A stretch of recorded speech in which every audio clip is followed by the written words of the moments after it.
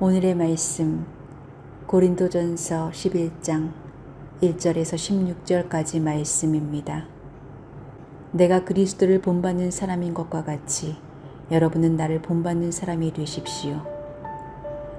여러분이 나를 모든 면으로 기억하며 또 내가 여러분에게 전해준 대로 전통을 지키고 있으니 나는 여러분을 칭찬합니다. 그런데 각 남자의 머리는 그리스도요 여자의 머리는 남자요 그리스도의 머리는 하나님이신 것을 여러분이 알기를 바랍니다. 남자가 머리에 무엇을 쓰고 기도하거나 예언하는 것은 자기 머리를 부끄럽게 하는 것입니다. 그러나 여자가 머리에 무엇을 쓰지 않은 채로 기도하거나 예언하는 것은 자기 머리를 부끄럽게 하는 것입니다. 그것은 머리를 밀어버린 것과 꼭 마찬가지입니다. 여자가 머리에 아무것도 쓰지 않으려면 머리를 깎아야 합니다. 그러나 머리를 깎거나 미는 것이 여자에게 부끄러운 일이면 머리를 가려야 합니다. 그러나 남자는 하나님의 형상이요 하나님의 영광이니 머리를 가려서는 안 됩니다. 그러나 여자는 남자의 영광입니다. 남자가 여자에게서 난 것이 아니라 여자가 남자에게서 났습니다. 또 남자가 여자를 위하여 지으심을 받은 것이 아니라 여자가 남자를 위하여 지으심을 받았습니다. 그러므로 여자는 천사들 때문에 그 머리에 권위의 펴를 지니고 있어야 합니다. 그러나 주님 안에서는 남자 없이 여자가 있지 않고 여자 없이 남자가 있지 않습니다. 여자가 남자에게서 난 것과 마찬가지로 남자도 여자의 몸에서 났습니다. 그리고 모든 것은 다 하나님에게서 났습니다. 여러분은 스스로 판단하여 보십시오. 여자가 머리에 아무것도 쓰지 않은 채로 하나님께 기도하는 것이 마땅한 일이겠습니까? 자연 그 자체가 여러분에게 가르쳐 주지 않습니까? 남자가 머리를 길게 하는 것은 그에게 불명예가 되지만 여자가 머리를 길게 하는 것은 그에게 영광이 되지 않습니까? 긴 머리카락은 그의 머리를 가려주는 구실을 하는 것입니다. 이 문제를 두고 논쟁을 벌이려고 생각하는 사람이 있을지는 모르나 그런 풍습은 우리에게도 없고 하나님의 교회에도 없습니다.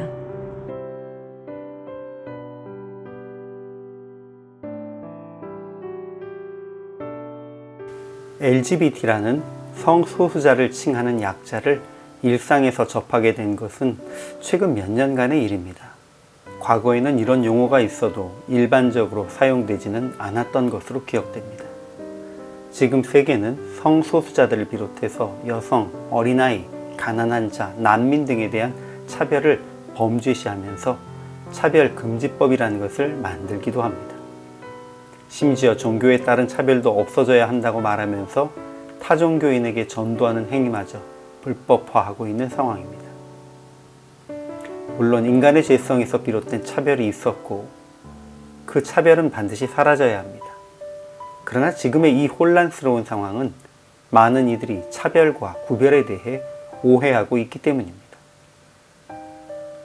사도 바울은 교회의 질서를 이야기하면서 교회에서 기도를 드리고 예언을 할 때에 남자는 머리를 가리지 말고 여자는 그 머리를 꼭 가리라고 당시의 문화에 근거한 권고를 합니다. 이 부분은 바울이 남녀를 차별하는 것으로 오해할 수 있는 부분이기도 합니다. 그러나 대부분 사람이 남자는 긴 머리를 하면 부끄러운 것이고 여자에게는 긴 머리가 영광이라는 구절에 대해서는 차별이라고, 남자도 머리를 기를 수 있어야 한다고, 여자의 권리만 인정한다고 반발하고 있지 않습니다. 이것도 또 우리의 시각의 잘못된 부분입니다. 바울은 단지 남자와 여자의 특징을 성경과 당시의 사회 문화적 전통에 따라 구별하고 있는 것입니다. 그리고 바울이 정말 강조하는 부분은 남자나 여자나 모두 하나님에게서 났다라는 것, 그러니 서로 우열을 가릴 수 없다는 것입니다. 바울이 이렇게 기록할 수밖에 없었던 것은 이미 당시에도 이런 문제에 대해 논쟁하려는 이들이 있었기 때문입니다. 그리고 사도 바울이 말한 것은 하나님의 모든 교회의 관리에, 즉 보편적으로 통용되는 질서가 있으니 이 질서를 따르라는 것이었습니다. 물론 많은 시대의 기득권자들이 질서를 명목으로 차별과 탄압을 시행했기에 바울의 이런 권면에도 반발하는 이들이 분명히 있을 것입니다. 그러나 바울은 당시에 누구보다도 그리스도의 사랑 안에 모든 이들이 평등하다는 것을 강조한 사람이었습니다.